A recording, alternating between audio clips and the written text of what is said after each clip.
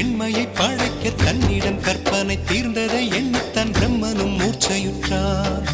அவளின் நாசிக்குள் நுழைந்த காற்று உயிரை தடவி திரும்பும் போது மோட்சம் அடைந்து ராகங்கள் ஆகின்றதே.